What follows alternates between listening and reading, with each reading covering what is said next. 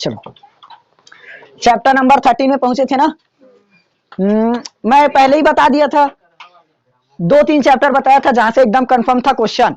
एक अपना क्या था, आलेख चैप्टर बताया था 4 नंबर का क्वेश्चन, और आलेख के बाद बैंकिंग और कराधान से 5 नंबर, फिर ऊंचाई एवं दूरी से भी 5 नंबर बताया था, और वित्त एवं स्पर्शरेखा और प्रमेय से ना, फिर आंकड़ों का विश्लेषण से 5 नंबर, और जो अभी पढ़ेंगे वो चैप्टर वहां से 5 नंबर, और इस चैप्टर टोटल 5, 10, 15, 20, 25, 4, 29, लगभग 30 नंबर मान के चलो, 30 नंबर इतने चैप्टर से मिल जाएगा क्वेश्चन तैयार करोगे तो।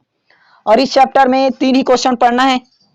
एक था परिगत वृत्त, परिगत वृत्त या इसी को परिवृत्त भी बोलते हैं ना, और एक अंतःवृत्त, और ये बहिर्गत वृत्त भी बोलते हैं ना इसी को, बहिर्गत मतलब बाहर वाला, और तीसरा समरूप वाला। तो क्वेश्चन कैसे आएगा समझ लो। सबसे पहले परिगत वृत्त और अंतःवृत्त दोनों अथवा में दे सकता है, या तो अंतःवृत्त और समरूप अथवा में देगा, या परिगत और समरूप अथवा में देगा। तो दोनों ही कंडीशन में हमें तीनों ही क्वेश्चन देखने को मिल रहे हैं। तो ये दोनों क्वेश्चन एकदम कंफर्म करना, अंतःवृत्त और परिवृत्त को। ये नहीं करोगे तब भी चल सकता है। बनाए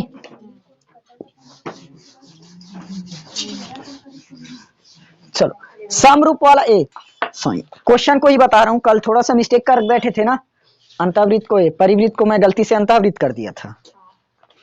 आज उसी क्वेश्चन को और बता रहा हूं, देखो एक बार। सही है।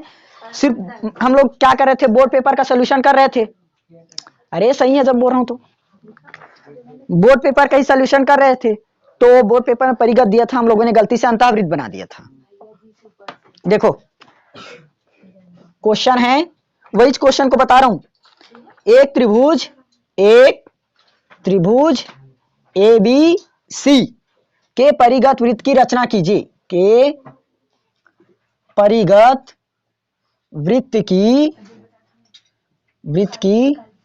रचना कीजिए, परिगत वृत्त की रचना कीजिए, जिसमें BC बराबर 7 सेंटीमीटर और कोण B बराबर 70 अंश, AB बराबर 5 सेंटीमीटर तथा रचना के पद भी लिखिए। ये इतना था क्वेश्चन। हम लोगों को बना था परिवृत्त, लेकिन हम लोगों ने गलती से अंतःवृत्त का बता दिया।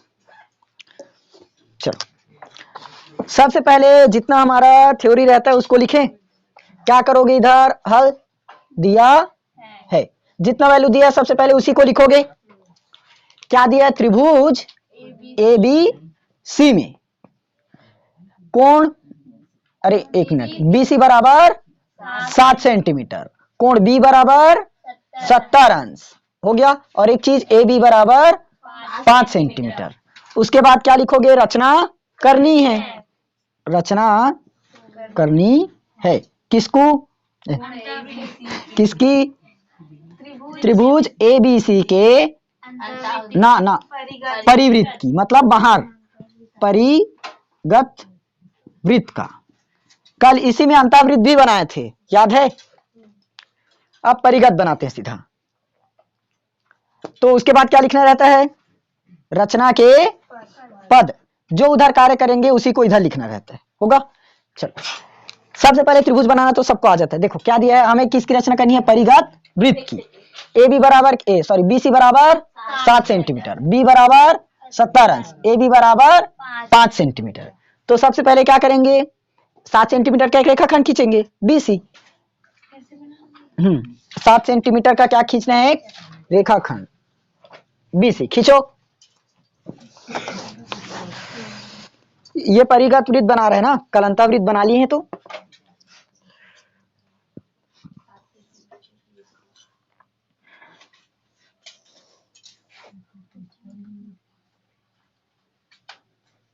सात सेंटीमीटर BC, ध्यान से बनाना।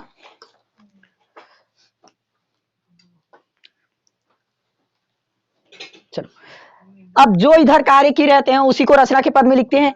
सबसे पहले क्या किए, 7 सेंटीमीटर का एक रेखाखंड BC खींचे, उसी को लिखोगे।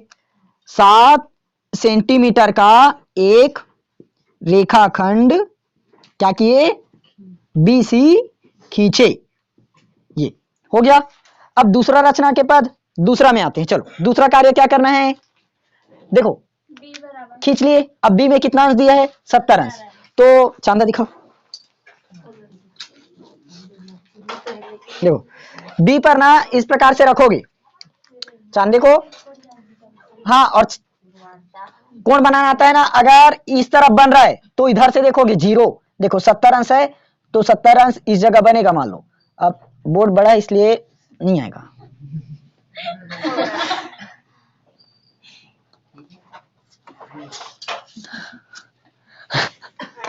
आया,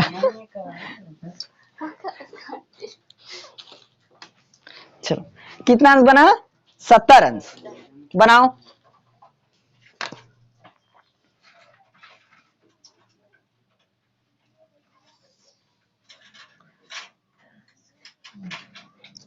ये यार इसमें फंसने का ही है पूरा। चलो बना लिए।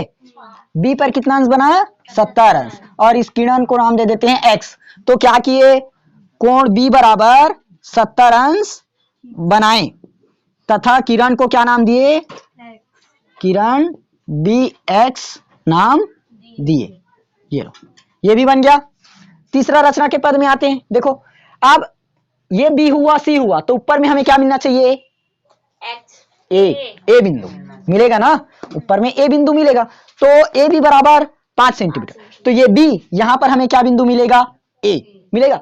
तो ए बी कितना सेंटीमीटर है, 5 सेंटीमीटर। तो प्रकार को फैलाओ, 5 सेंटीमीटर फैलाना, कैसे एकदम तिरछा है, देखो 5 सेंटीमीटर ऐसे फैलाओगे। स्केल को रखना, प्रकार की नोक को एक बिंदु 0 पर रखना और 5 सेंटीमीटर तक ऐसे फैलाना। और अगर समझ में नहीं आया ना, वैसे में मान लो वैसे में नहीं बना, तो ऐसे स्केल को रखना, 5 सेंटीमीटर ऐसे खींचना और प्रकार में ऐसे फैला देना इसी में। ठीक, फैलाओ 5 सेंटीमीटर, फैला लिए। और बी पर रखकर इस तरह से ऐसे चाप काटो। देखो प्रकार की नोक को 5 सेंटीमीटर फैलाए हो तो बी पर रखना और 5 सेंटीमीटर ऐसे ऊपर की तरफ चाप काटना। कट गया।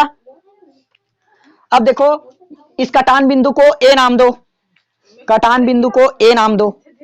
सबसे बन रहा है ना, क्या किए, कटान बिंदु को ए नाम दिए। अब ऐसे करो, जो ये बिंदु ए है ना, इस बिंदु ए को सी से मिलाओ इस तरह से। देखते चलना ना, उसके बाद करना काम।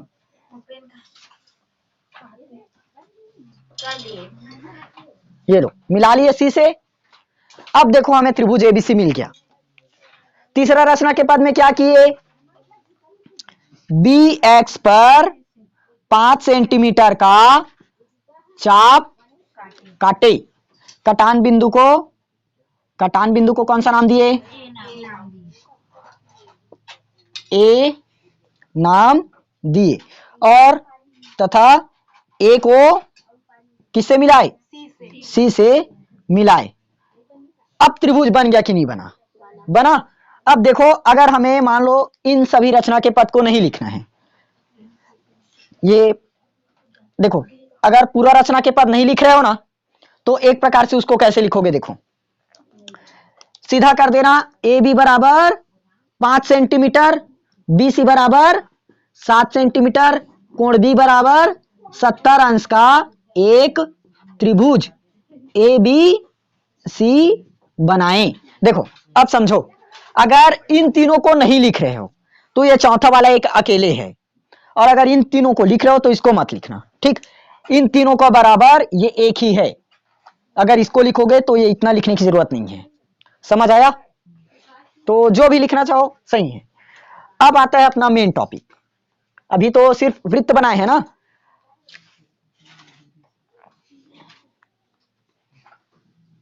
चलो अब क्या करना है, हमें तो परिगत वृत्त की रचना करनी है बाहर में। तो ये चौथा, यही से मैं दूसरा स्टार्ट कर रहा हूँ। तुम लोग अगर इसको लिखोगे तो 5वां कर लेना, इस तो चौथा करना। मैं यहां से स्टार्ट करूँ दूसरा मैथमेटिक। देखो परिगत वृत्त की रचना करनी है प्रकार, देखो तो ऐसे करना। प्रकार की नोक को इस प्रकार से लेना और ए बिंदु पर रखना, और जितना इसकी दूरी होगा ना, ये सॉरी ये कितना सेंटीमीटर था, 5 सेंटीमीटर ना। ये लो, देखो यहां से पहले देखना, ये इसकी दूरी लेना, आधे से ज्यादा प्रकार की नोक को फैलाना। ये प्रकार यहां से फैलेगा, और ये किसका प्रकार है, कहां है, पेंसिल का नोक कहां है।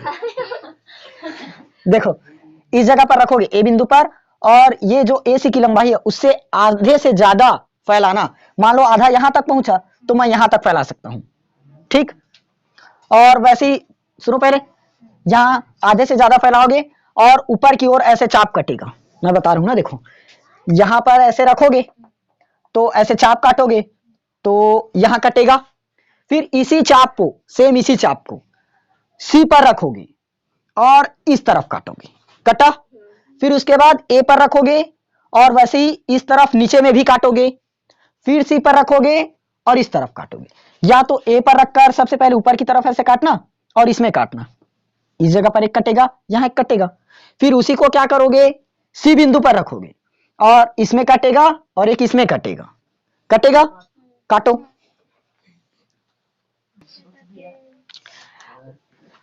क्या हुआ, देखो मैं बोर्ड पर बना रहा हूं तो मेरा चाप यहां पर कटा है। अब आप लोग कैसे भी बनाए हो, इधर उधर होगा। चाप को सब लोग एक ही साइज का तो नहीं ले सकते, एक ही साइज का नहीं ले सकते ना। तो किसी का इस तरह से ज्यादा ऊपर होगा, किसी का नीचे होगा, किसी का इस तरफ मिलेगा, किसी का यहां मिलेगा, कहीं भी मिलेगा, वो सही है, गलत नहीं है, गलत मत करो। अब देखना, जो कटान भी मतलब अभी मिला है ना ए बी सी, तो इसको नाम दे दो डी, और ये ई बिंदु हो गया, डी और ई। अब देखो इस डी और ई को इस तरह से मिलाओ, टूटी रेखा से मिला देना।